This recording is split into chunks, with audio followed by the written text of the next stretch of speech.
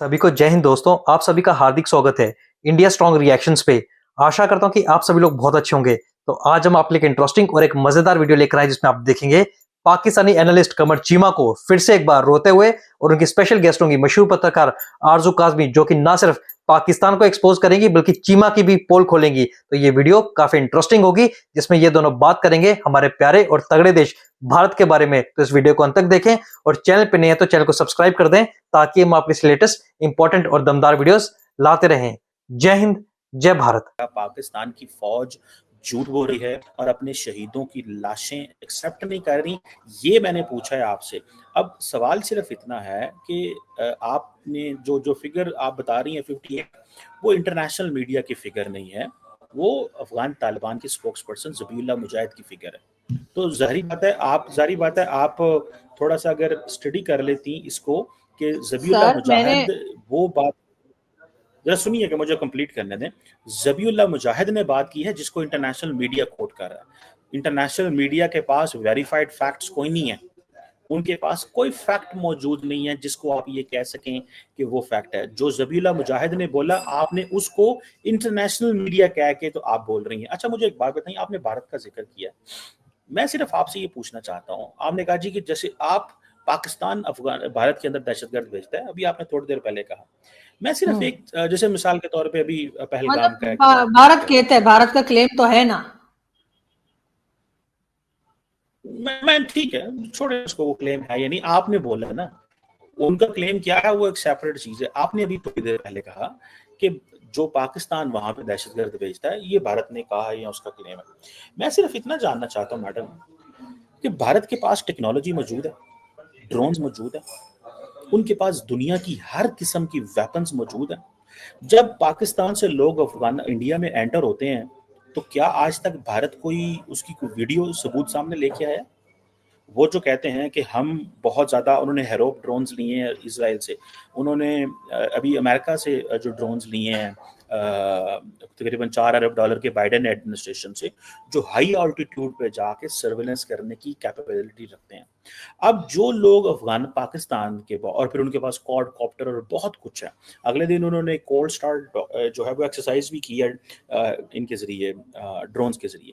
मैं सिर्फ ये पूछता हूँ, एक वीडियो मौजूद नहीं है, एक सबूत मौजूद नहीं है कि पाकिस्तान से लोग कश्मीर में एंटर हो रहे हों या भारत में एंटर हो रहे हों, और अगर हैं तो क्या आपको नहीं लगता कि पाकिस्तान इंडिया को उसकी कुछ देनी चाहिए? अगर एक फॉर एग्जांपल एक वाकया हुआ वहाँ पे, बिल्कुल जो कि नहीं होना चाहिए, हम दहशतगर्दी के हर वाकये को कंडेम करते हैं, आपको नहीं लगता कि इंडिया के पास कोई सबूत नहीं है? बल्कि इंडियन पार्लियामेंट के अंदर तो राहुल गांधी ने यहाँ तक कह दिया कि इधर पार्लियामेंट में हमारा मॉनसून का इजलास है, उधर तुम लोगों ने कश्मीर में इनकाउंटर करने शुरू कर दिए हैं।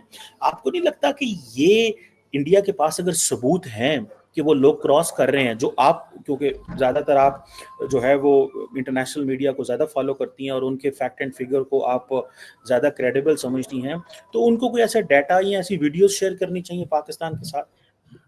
सर पहली बात तो ये कि आप मेरी बात की जलेबी ना बनाएं। मैंने आपसे ये नहीं कहा कि भारत में हम भेजते हैं। मैंने ये कहा कि जो भारत क्लेम करता है कि पाकिस्तान से लोग आते हैं और यहाँ पर आके टेररिज्म करते हैं, तो इस वजह से उन्होंने पाकिस्तान पर अटैक किया। बालाकोट का अटैक भी वही था, और अभी जो रिसेंटली इस साल हुआ है उसके लिए भी उन्होंने यही कहा, और यही बात लेकर पाकिस्तान अफगानिस्तान को कह रहा है कि जी अफगानिस्तान की तरफ से जो है टीटीपी और दूसरे जो पता नहीं क्या क्या नाम रखे हुए, फितना खारिज, फितना हिंदुस्तान, के जी वो अटैक करते हैं, तो इसलिए हमने अफगानिस्तान में अटैक किया। और उसके बाद जवाबी कार्रवाई में अफगानिस्तान ने अटैक किया। ये मैं बात कह रही हूँ आपसे। सर आप मुझे पता है कि आप पूरी कोशिश कर रहे हैं कि आपको एक मेडल और मिल जाए, लेकिन इतनी जल्दी नहीं सर, थोड़ा सब्र करें। लेकिन बात सर ये कि बिल्कुल हिंदुस्तान को चाहिए कि जो पाकिस्तान के ऊपर वो इल्जाम लगाते हैं या कहते हैं पाकिस्तान के बारे में, तो बिल्कुल उसको इंटरनेशनल कोर्ट ऑफ जस्टिस में लेकर जाएं, उसको इंटरनेशनल मीडिया को दें, उसके बिल्कुल सारे सबूत दें। और यही चीज पाकिस्तान पर भी लगती है कि अगर पाकिस्तान चाहे वो भारत पे या अफगानिस्तान में किसी किस्म की बात करता है कि हमारे ऊपर अटैक किया जा रहा है, हमें परेशान किया जा रहा है, तो हम भी वही कुछ करें जो हम भारत को करने के लिए कह रहे हैं। और अगर हम ऐसा नहीं करते तो फिर हमें किसी और को कहने का भी राइट नहीं है।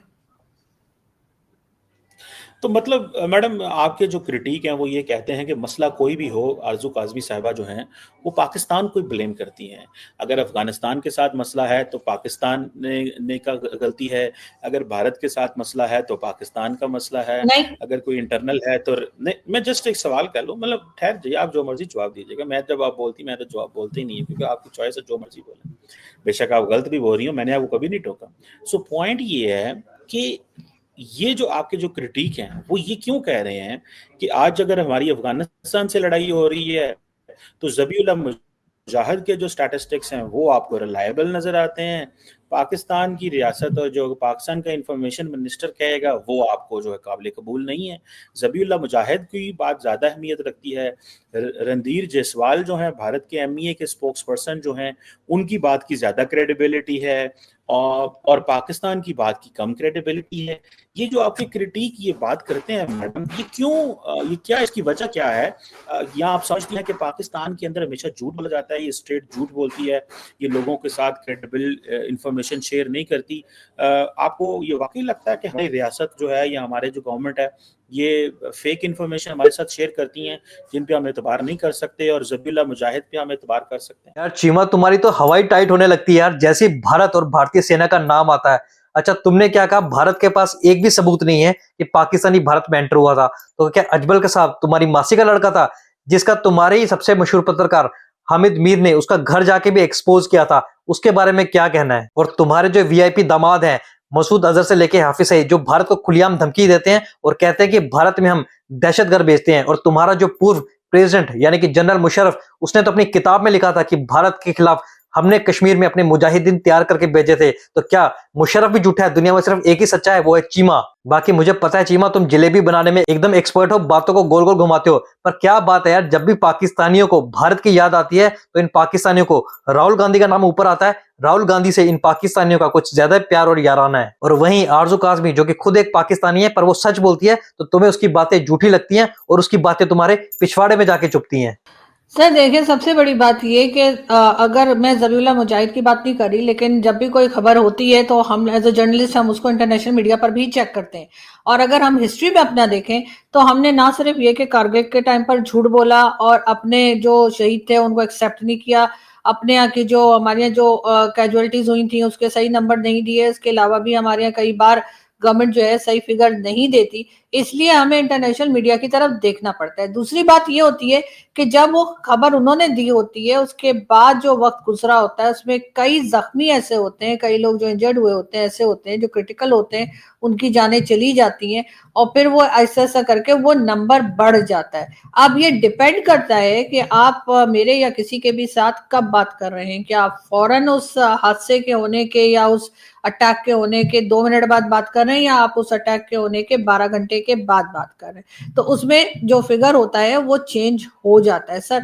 और जहां तक क्रिटिक्स की बात है तो बिल्कुल हर एक को बिल्कुल पूरा राइट है कि वो मुझे जो है वो क्रिटिसाइज कर सकते हैं, और जहां मुझे लगेगा कि वो एक हेल्दी क्रिटिसिज्म है तो मैं डेफिनेटली अपने आप को जो है वो सही करने या समझे उनके हिसाब से अपडेट करने की पूरी कोशिश करूंगी। लेकिन सर हमारी हिस्ट्री तो यही बताती है कि हम लोग हमेशा गलत फिगर देते हैं। अब उसका चाहे कोई भी रीजन हो, चाहे हम छुपा रहे हो, चाहे हम बता रहे हो, चाहे वो वक्त का जो बीच में गैप आता है उसकी वजह से हो। लेकिन इस वक्त केपीके के कई लोगों से मेरी जो बात हुई है वो कह रहे हैं कि ये जो कैजुअलिटीज हुई है हमारी साइड पे वो 26-27 नहीं है, उससे ज्यादा है नंबर, और उनका यही ख्याल है कि वो 50 या 50 से ऊपर कैजुअलिटीज हुई हैं। अब हमारे यहाँ क्यों नहीं बताया जा रहा, वो ये ज्यादा बेहतर समझते होंगे, या तो हो सकता है कि कुछ सिविलियंस की जाने भी गई हैं तो सिविलियंस को काउंट ही नहीं किया जाता हमारे यहाँ, तो आप जानते ही हैं कि उनका कोई वैल्यू नहीं है हमारे यहाँ सिविलियंस की, तो हो सकता है उनको काउंट ना किया गया हो। अभी ऐसे ऐसे 1-2 दिन में आप जब देखेंगे तो हो सकता है ये फिगर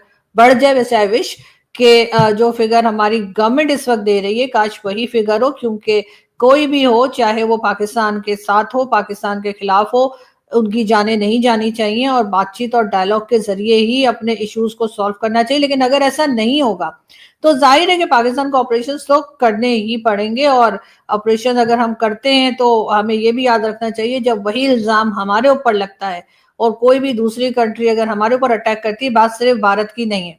ईरान ने भी पाकिस्तान पर अटैक किया था, अगर आपको याद हो 1-2 साल पहले, और उनका भी यही कहना था कि हम टेरर कैंप को उड़ाने के लिए गए थे या अटैक करने गए थे, हमने सिविलियंस पे अटैक नहीं किया है। जवाब में पाकिस्तान ने भी अटैक किया था और यही बात ईरान को पाकिस्तान ने भी कही थी।